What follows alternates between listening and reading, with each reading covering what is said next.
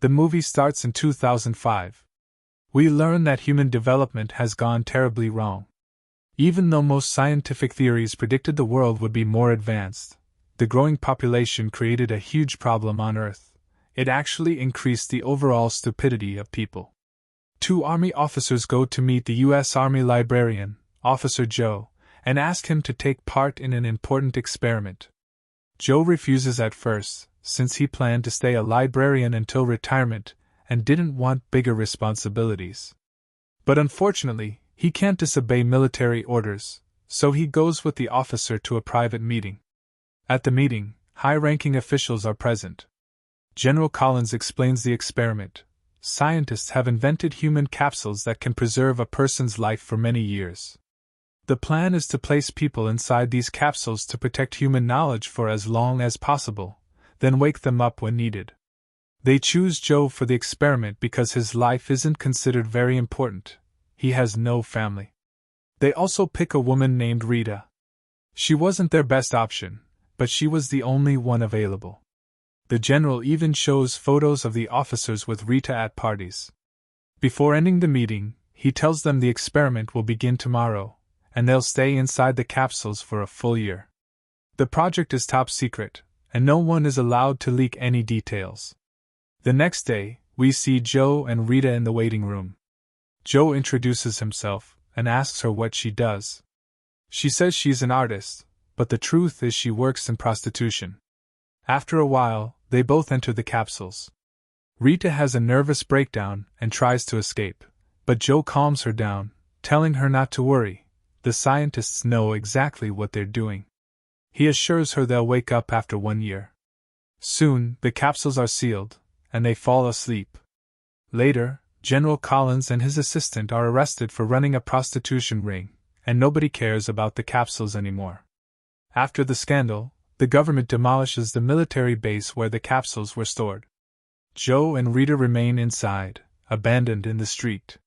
Years pass, and human intelligence keeps declining. Stupidity spreads at a terrifying rate.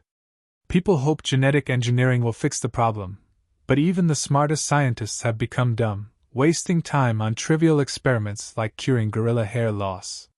Meanwhile, the population multiplies, and stupidity grows worse and worse until the year 2505.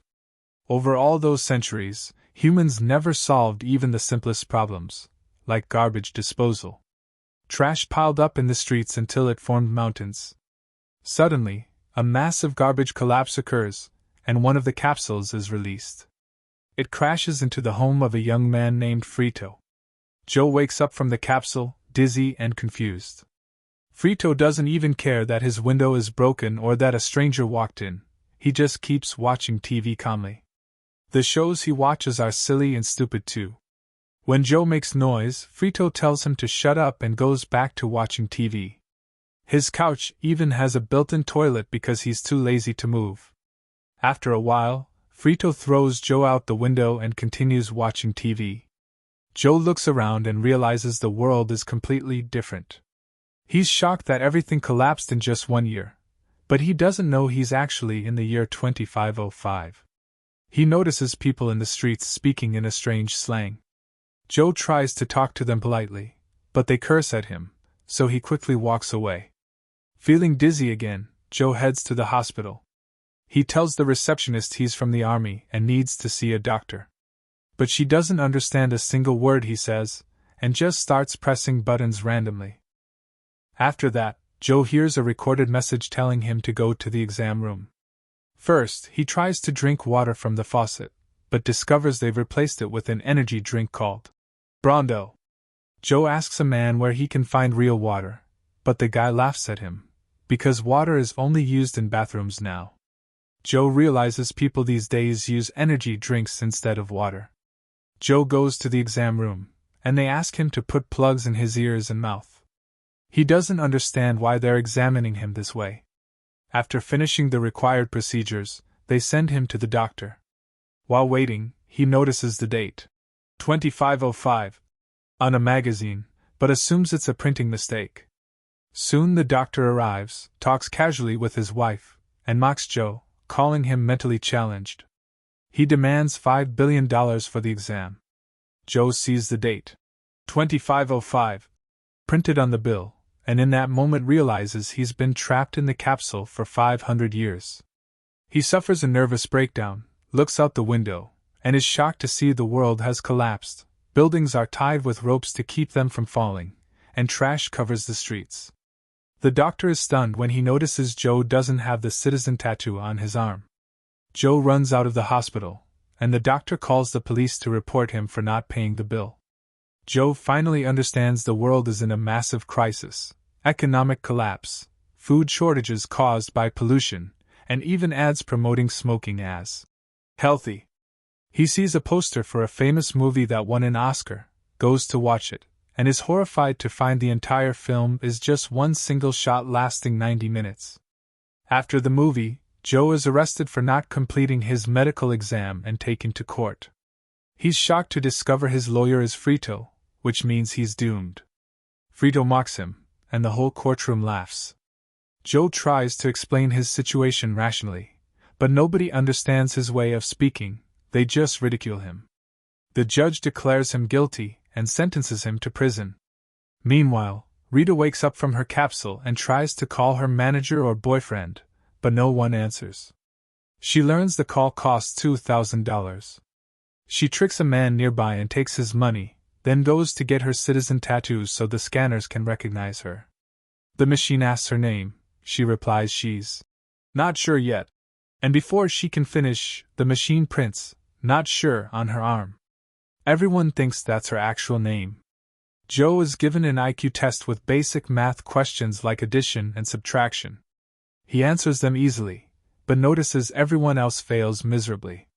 Later, he's taken to prison, but decides to exploit people's stupidity.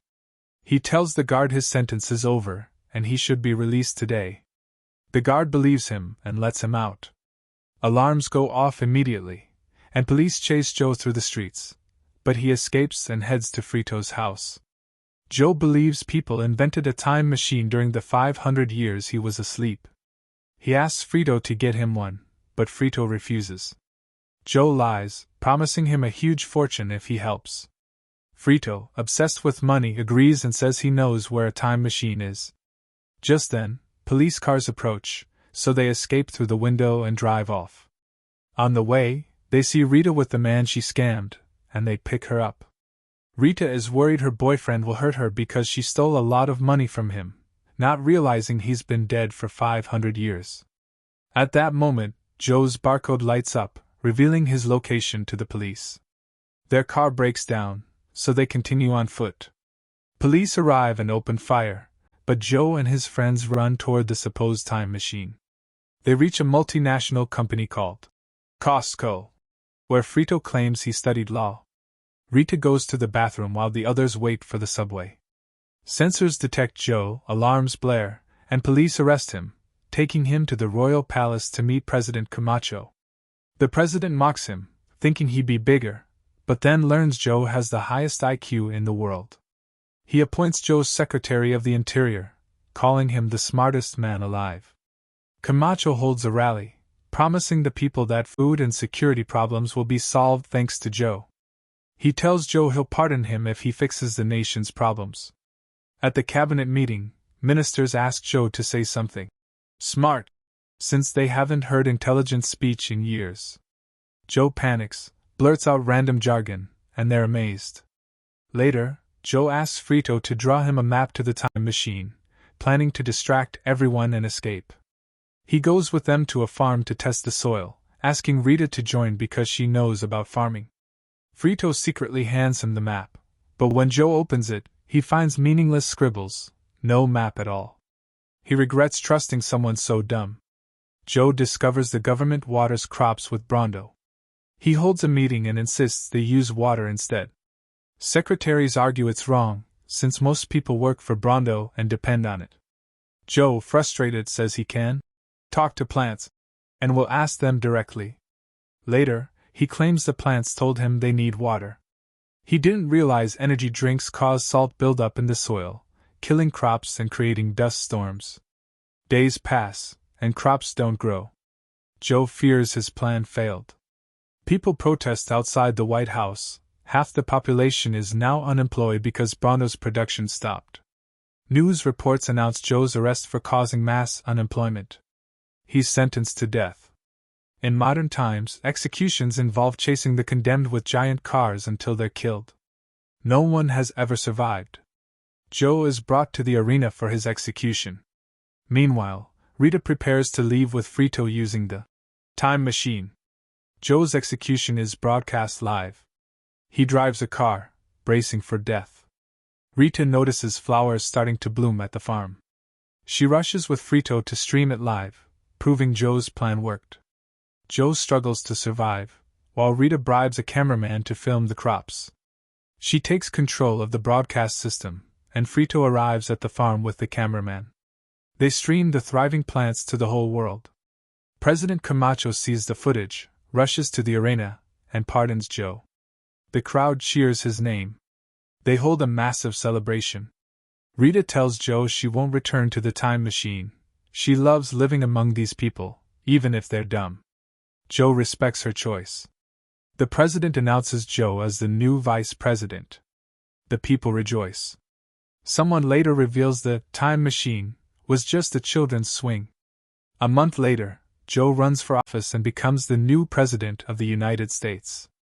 He marries Rita, who becomes First Lady. The people hope Joe will make them smart again. Years later, Joe and Rita have 3 children, the smartest kids in the world. And that's the end of our movie. Thanks for watching, and don't forget to like the video and subscribe to the channel.